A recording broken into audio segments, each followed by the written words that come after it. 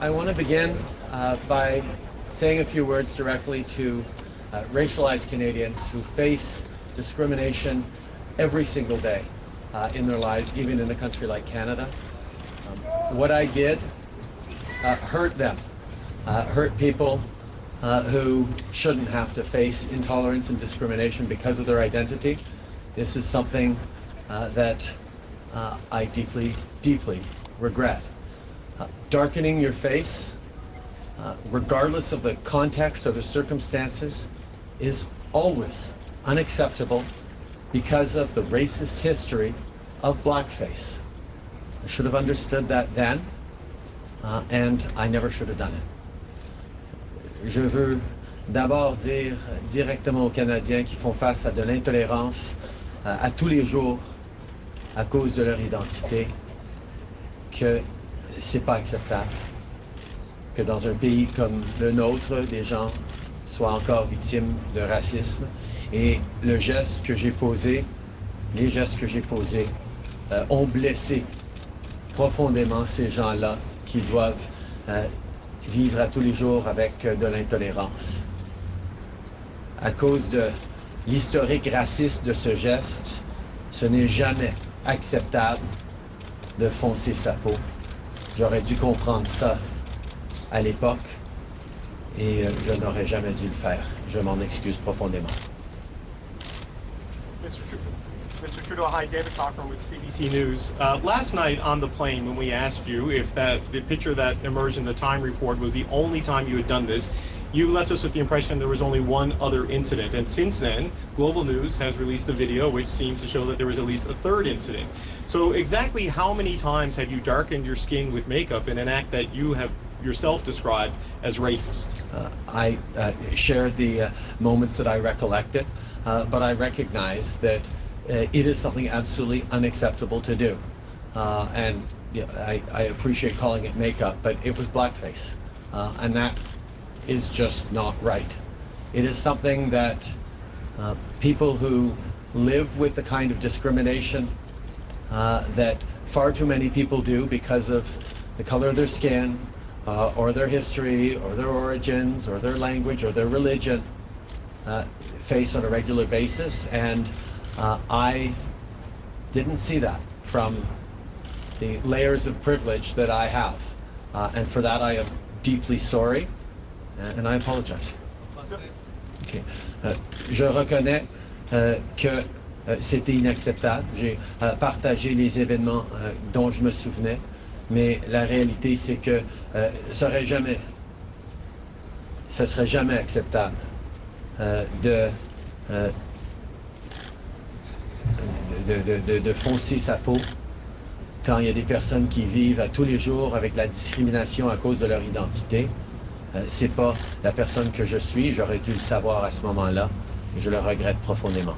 So Mr. Trudeau, how many times? Is it just the three that we know about, or are there more incidents? Because you know people are looking for them. And if a candidate were to come forward now with this in their history, would you allow them to run for the Liberals in this election? I think that's a question that we would look at every step of the way. I think examining the case-by-case situation, examining the actions that someone has taken. I am certainly conscious that in my political career as leader and indeed as Prime Minister, we've taken many concrete actions to fight against racism, to fight against intolerance, to fight against anti-black racism specifically, to recognize unconscious bias and systemic discrimination that exists in Canada and elsewhere, to work to overcome and recognize intersectionalities that people live with in a way that so many of us simply cannot understand or appreciate the microaggressions and the challenges being faced. So even though we've moved forward in significant ways as a government, what I did, the choices I made, hurt people who thought I was an ally. I am an ally, but this is something that obviously I deeply regret, and I never should have done. More than three times? More than three times, yes or no, sir? More than three times, yes or no? Larry Cush, Winnipeg Free Press. Mr. Trudeau, yesterday you said that you didn't realize in 2001 that it was wrong to put on brownface, but now you do realize it is wrong, and I'm wondering when it dawned on you that it is wrong. I think it's difficult to become a politician where you spend as much time as you will do working hard to represent people, working hard to getting to know a community like the community I have the honor of representing, Papineau, where there is extraordinary diversity, extraordinary challenges, and yes, extraordinary intolerance, even in a city like Montreal, in a country like Canada, that people live with every day. And as I've learned to not just represent people, but to fight for them, and to try and build a better community and a better society, I've learned every day that it is unacceptable to engage in this sort of behavior. Okay. Quand on a l'honneur d'apprendre à représenter une communauté comme le comté de Papineau à Montréal, une communauté multiculturelle, multiethnique, remplie de personnes avec une diversité extraordinaire, mais des gens qui font face à la discrimination à quasiment tous les jours dans leur vie. Cette responsabilité de bien les représenter et surtout de les défendre et de travailler pour bâtir un monde meilleur m'a enseigné, j'ai appris directement des gens de Papineau à quel point j'ai toujours bénéficié de privilèges qui voulaient dire que je ne comprenais pas la réalité de gens qui font face à ces discriminations quasiment à tous les jours. Pour ça, je suis profondément désolé et je sais que nous devons tous faire mieux en tant que pays, mais moi particulièrement, en tant que Premier ministre, je dois faire mieux. Ran in Papineau in 2008, and later when you ran for the leadership in 2015, presumably there was a vetting process. I'm wondering if you thought enough about this issue that you volunteered that to in the vetting process, or did you ever declare that this had happened? I never talked about this. Quite frankly, I was embarrassed. It was not something that represents the person I've become, the leader I try to be, and it was really embarrassing. J'en ai jamais parlé publiquement parce que je suis profondément gêné de ce comportement. Ça ne représente pas la personne que je suis, la personne et le politicien que je suis devenu. J'aurais dû mieux savoir, mais j'en prends la responsabilité. Good afternoon, Mr. Trudeau. Teresa Wright from the Canadian Press. You said just a few minutes ago that you told us last night on the plane that of all of the different instances that you recalled, have you since been made aware or remembered of other instances, and if so, how many? I think it is obvious that this is something that was deeply regrettable. I am wary of being definitive about this because the recent pictures that came out I had not remembered. And I think the question is, how can you not remember that? The fact is, I didn't understand how hurtful this is to people who live with discrimination every single day. I have always acknowledged that I come from a place of privilege, but I now need to acknowledge that that comes with a massive blind spot. I have dedicated my leadership and my service to Canada to try and counter intolerance and racism everywhere I can, but this has been a personally a moment where I've had to reflect on the fact that wanting to do good and wanting to do better simply isn't good enough, and you need to take responsibility for mistakes that hurt people who thought I was an ally, who hopefully many of them still consider me an ally, even though this was a terrible mistake. La réalité, c'est que je ne pouvait pas être définitif parce que je ne me souvenais pas des photos récentes qui étaient sorties, qui étaient prises pendant que j'étais guide de rivière un été, dans les débuts des années 90. C'est quelque chose qui me gêne profondément, que je puisse ne pas me souvenir de toutes les occasions possibles, parce que pour moi, c'est profondément frustrant pour moi de devoir reconnaître que je n'ai pas toujours été à la hauteur que je m'attends de moi-même. J'ai passé ma vie politique à essayer de défendre les droits des gens, de repousser contre l'intolérance et la discrimination, mais je dois reconnaître que j'étais aveugle à moi-même, la douleur que j'ai pu causer en ces moments-là et que je cause maintenant à des gens qui comptent sur moi pour les défendre et non les faire sentir mal. I just would like you to answer a very basic question. You've done this obviously more than 2 times. Why? I think when we reflect on mistakes we made in the past, that's a question that we're always going to be asking. Why did we do that? Why did we think it was okay? Why did we think it was a good idea at the time? It wasn't a good idea. It was a terrible idea. It was something that minimizes and takes advantage of a reality that I have not had to live with, of being discriminated against, of being marginalized, of being judged for the color of my skin, for my language, my background. I come from a place of privilege, and I have endeavored in my life to put the advantages and the opportunities I've been given to serve this country, to fight for people's rights. And I have to recognize that I let a lot of people down with that choice.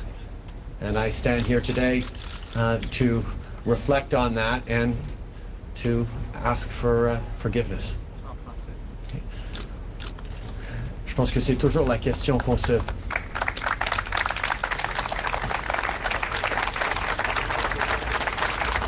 C'est toujours la question qu'on doit se poser quand on fait une erreur. Pourquoi est-ce qu'on l'a fait? Pourquoi est-ce qu'on pensait que c'était une chose qu'on pouvait ou devait faire? En réalité, que ça ne l'était pas, mais je ne comprenais pas en ce moment-là le privilège que j'avais de ne pas avoir été discriminé pour mon identité, la couleur de ma peau, ma religion, que j'ai pas eu à vivre avec l'intolérance que bien trop de gens, même dans un pays ouvert et respectueux comme le Canada, doivent vivre. C'est une réflexion que, évidemment, j'ai eue depuis, et je fais tout ce que je peux avec les opportunités que j'ai reçues dans la vie de servir et de bâtir une société meilleure. Mais la réalité, c'est que j'ai blessé des gens que j'étais censé défendre et aider. Et j'en suis profondément désolé. M. Trudeau, Philippe Vincent Foisy de Radio-Canada. Ce matin, vous avez parlé à vos députés, vous avez parlé des membres de votre personnel, à des leaders de la communauté. Qu'est-ce que vous leur avez dit? Qu'est-ce qu'ils vous ont répondu? J'ai parlé des choses que je suis en train de dire aujourd'hui. À quel point c'était une erreur, que c'était une chose que je n'aurais jamais dû faire, et que je sais que j'ai des collègues, des députés, des candidats, des amis, des alliés, des leaders communautaires qui m'appuient, qui font partie de cette aventure politique où on essaye de bâtir un monde meilleur, qui croient profondément en ce qu'on est en train de faire, que j'ai blessé directement. Des gens qui croyaient en moi, qui croient en moi encore, mais qui doivent vivre avec le fait que je leur ai fait mal par des choix insensés. il y a des années. Et je leur ai dit que, évidemment, que je m'en excuse profondément, mais que nous allons continuer de travailler à tous les jours pour rendre le Canada meilleur et pour gagner la confiance des Canadiens, de pouvoir continuer à bâtir un pays meilleur à tous les jours. Il y a des gens de l'autre côté de la médaille qui nous ont écrit, qui écrivent sur les médias sociaux pour dire c'est une tempête dans un verre d'eau, c'est pas vraiment grave. Pouvez-vous peut-être expliquer pourquoi c'est grave et pourquoi c'est si grave au point que vous avez besoin de vous excuser? Il y a des gens qui, comme moi dans le passé, ont jamais à comprendre, ou certainement pas vivre, le genre de discrimination que trop de gens vivent à tous les jours. Que ce soit des gens de minorités visibles, que ce soit la communauté LGBT, que ce soit des femmes, que ce soit les peuples autochtones. Il y a encore énormément de discrimination et d'intolérance dans notre société qui paraît par des micro-actions, par des gestes posés de façon délibérée, que beaucoup de gens ont la chance de ne pas voir. Et les Canadiens, et tout le monde, doit comprendre que de poser un geste comme de foncer sa peau, ça banalise et ça prend avantage et ça profite d'une réalité à laquelle beaucoup de gens ne peuvent pas s'échapper, auquel les gens font face à tous les jours. Je pense que c'est un moment, certainement, quelque chose que moi j'ai appris au courant des dernières années, de vouloir bien représenter et servir des gens divers. C'est une réflexion que bien des gens doivent avoir. Hey, Glenn McGregor, CTV News. Mr. Trudeau, there's a bit of confusion about the timeline of all of this. And I'm just wondering when you first told your campaign staff that there are these images of you out there that could be embarrassing if they were to come out in an election campaign. Did you know about this in 2015? Did you know about this before then? When did you tell those people that? As I said, I was embarrassed, particularly given the person that I've become and the leader I try to be, that fights for people's rights and defends people against intolerance and racism. And I didn't want to talk about it with anyone because I'm not that person anymore. I'm someone who understands the deep hurt caused by actions like that to people who live with discrimination every single day. When we found out that Time magazine was looking for a picture of that event, I told my staff. But ultimately, the call is mine on when to talk to people, when to act on things, and the buck stops with me and I take responsibility. You had a privileged upbringing. You went to good schools. Your father was Prime Minister and an internationalist. And I'm wondering if he knew that you were doing this in high school, appearing in blackface, and what he thought about it. And if he didn't know, what do you think he would have thought about it? My father raised me to try and defend people's rights.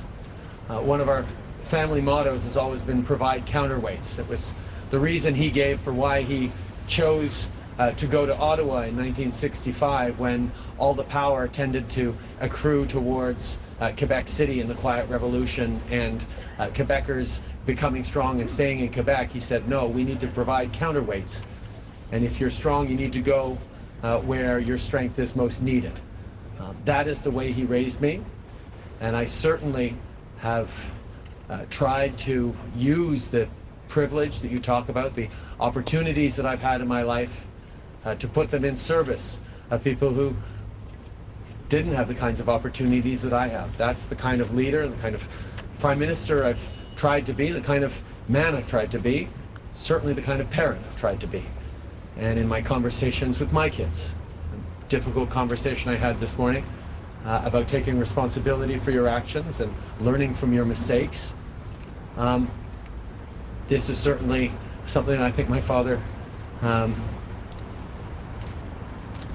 wouldn't be pleased with how I behaved, but perhaps would feel that taking responsibility for things is important. When I think of the conversations I had with my kids this morning, I also recognize that there are far too many Canadians who this morning had to explain to their kids what those pictures were of their Prime Minister and what kind of society we live in and what kind of world we need to live in and how things have evolved. But at the same time, I regret deeply parents who had to have difficult conversations with their kids that were uncomfortable and hurtful because of my actions. Michelle Zilio with the Globe and Mail. In 2001, students were being expelled for wearing blackface and brownface from schools. There was also a Spike Lee movie about it in 2001. When did you realize that blackface was racist? I think, as I've said, the privilege of representing the community of Papineau, a extraordinarily multicultural community where any given crowd looks a lot like this crowd here in Winnipeg, of people of every different background, of every different origin, and the responsibility of not just sticking up for people of all different backgrounds, but fighting for them and defending them is something that made it very, very clear to me that minimizing or further marginalizing people by dressing up that way is absolutely unacceptable.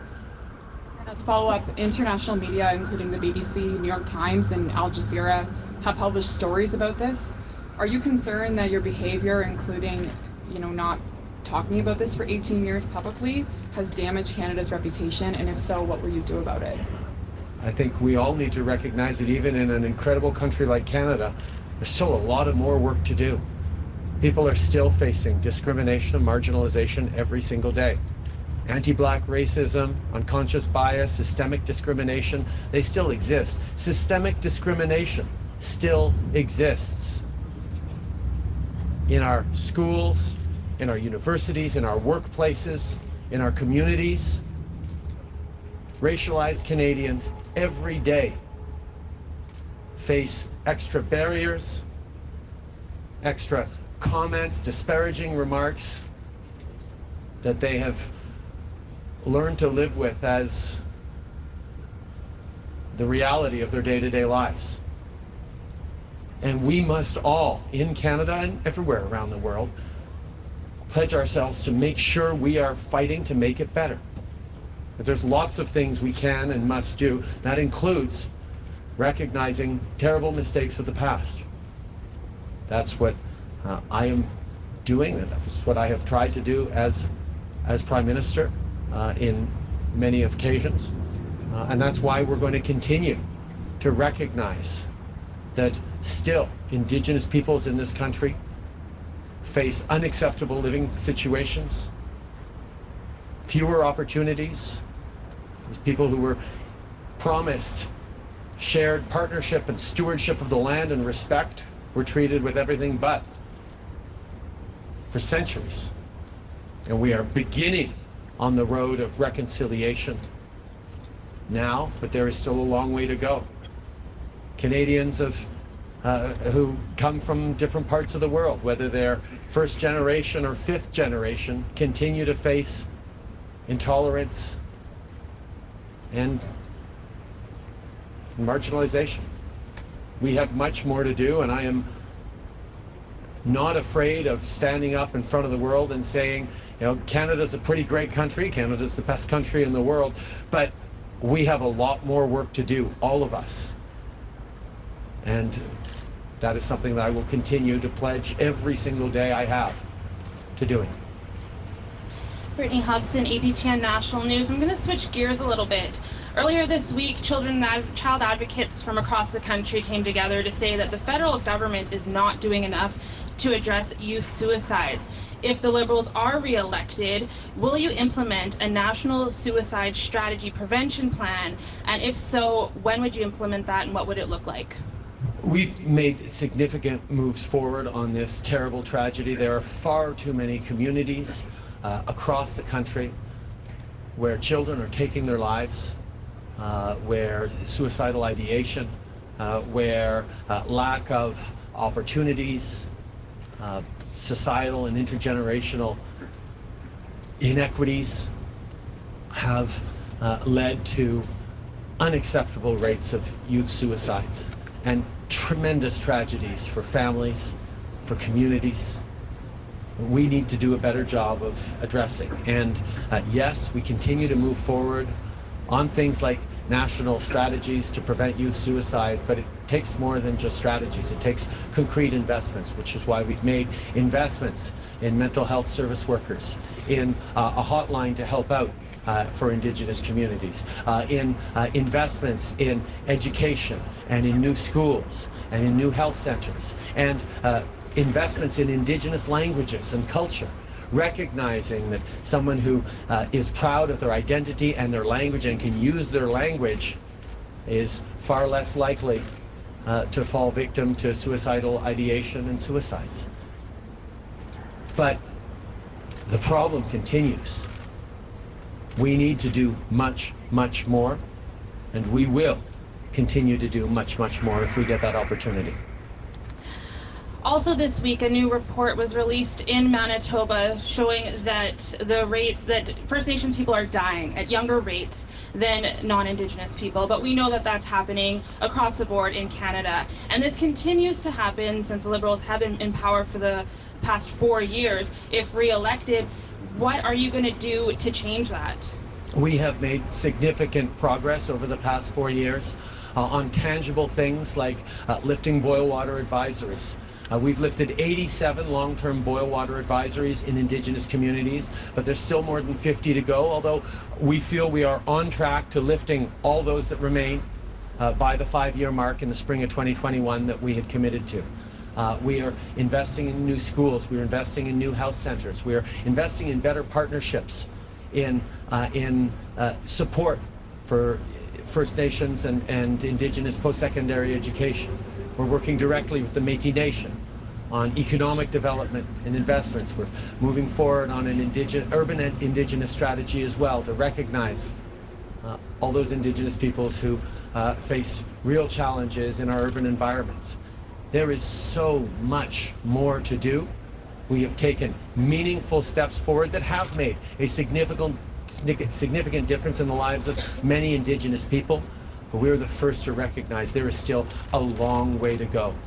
What took generations and indeed centuries to break, it's going to take time to fix. And I am impatient, but I also know the only way to move forward properly is in full partnership with Indigenous peoples, is empowering Indigenous communities themselves to determine the right path forward for them. And that sometimes takes a little bit longer because in many cases these communities have never been asked what it is that they want before. So we will work with them and be there to respect them, to empower them, and to build the future that they choose, not the future that we think from Ottawa would be the right future for them. That takes a little longer, I will admit, and every day longer we take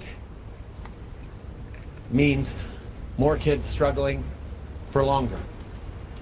But we have to get this right, and we have to do it in the full spirit of respect and partnership, and that is what our government has been focused on and will continue to be focused on. David Aiken from Global News. Good morning. Good afternoon, Prime Minister. I know there'll be a lot of people here today of all races who will be very happy to hear you denounce racism in all its form and your earlier behavior. But the Prime Minister's job was not created so you could work through your issues. Maybe it's time that you realize you're not the indispensable man. As the leader of the Liberal Party, as the Prime Minister, you have very many capable leaders in your party, that perhaps you should step aside for some reflection, for some more understanding and discussion. Have you considered asking someone else to lead the party in this election? I spent the morning speaking with candidates, with fellow Liberals, with allies, with leaders within racialized communities across the country, and I will continue to do the work that is necessary to keep us moving forward in the right way. Canadians have an important choice to make.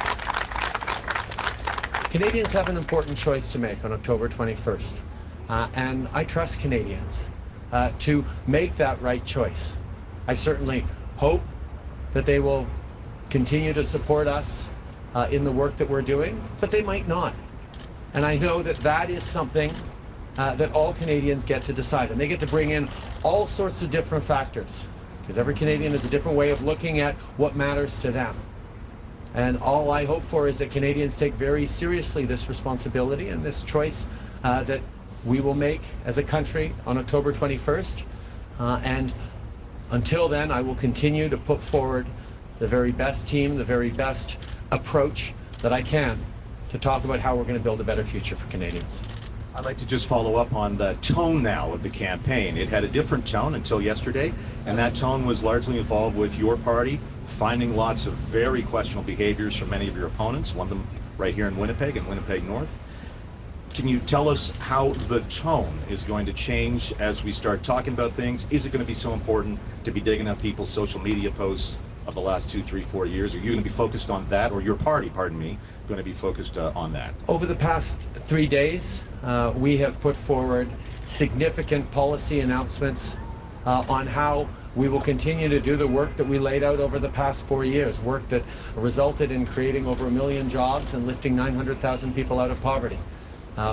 We talked about raising the Canada Child Benefit for kids under 1 to make sure that more parents have the ability to give all the opportunities to their kids. We talked about doubling our investments in childcare so that there is better help for after school and before school care for parents who need it. And we've talked about supporting our seniors by increasing the old age security by 10% for seniors once they reach 75, because we recognize that costs continue to go up. We're going to continue to make contrasts with our opponents. We're going to continue to put forward strong pieces of policy that will demonstrate how we believe that investing in Canadians is the right path forward. We will always and continue to do that in a way that pushes back against intolerance and racism every step of the way. Last question. Mr. Trudeau, the next time you're in a mosque or temple, how can you look at those people and tell them that you fully understand what they're going through? That is a question I've had to answer from the very first time I had the opportunity to walk into a gurdwara or a mandir or a mosque in my riding and across the country. When people see someone who came from a place of privilege asking for the opportunity to represent them in the House of Commons, asking them for the opportunity to be their voice, even though obviously I'm someone who has had tremendous opportunities and advantages in my life. And that conversation I had that started over 10 years ago when I started my journey to being a politician is a conversation I need to continue to have every single day whenever I meet a voter, whenever I meet a Canadian, whenever I meet someone who is looking to me to serve them, to defend them, to represent them, and to build a better future with them. And I look forward to continuing these conversations that I get to have with Canadians from coast to coast to coast every single day as I travel across this country. Just a follow-up. En français? Ah, excusez. La question de comment je pourrais bien représenter quelqu'un de si différent de moi est une question que j'ai dû répondre, à laquelle j'ai dû répondre depuis mes débuts en politique. Je suis quelqu'un qui est venu de beaucoup de privilèges. et de vouloir représenter une communauté aussi diverse que Papineau, où il y a des défis économiques énormes. J'ai dû démontrer que je suis là pour mettre ma voix et mes capacités et les opportunités que j'ai eues au service de gens qui n'ont pas eu ces opportunités.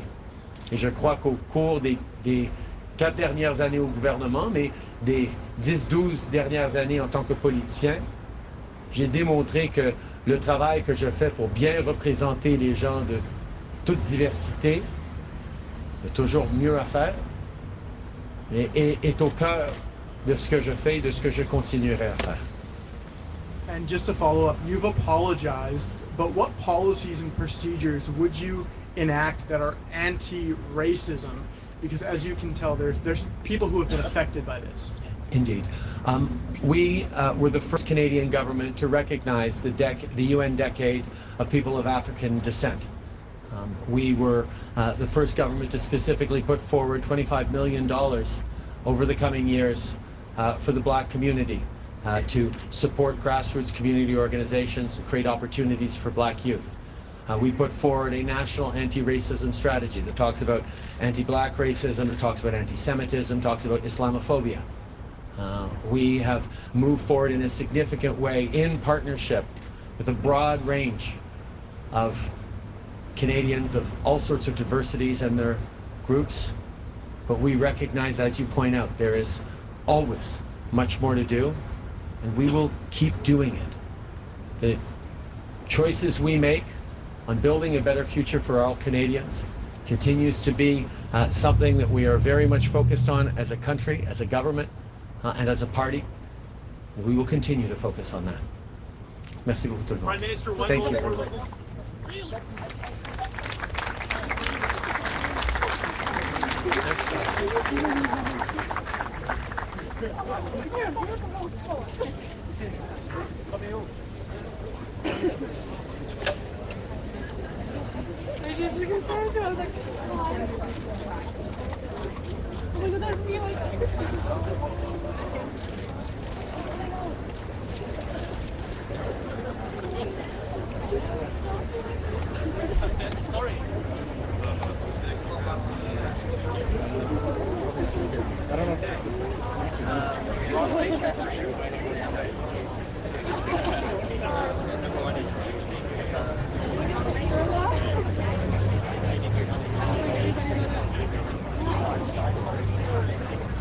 He came to the and I was like, he shook his hand. He got a picture. Look at the picture of me. I'm like, I was trying so hard to, I saw this. He was like, I was fucking it.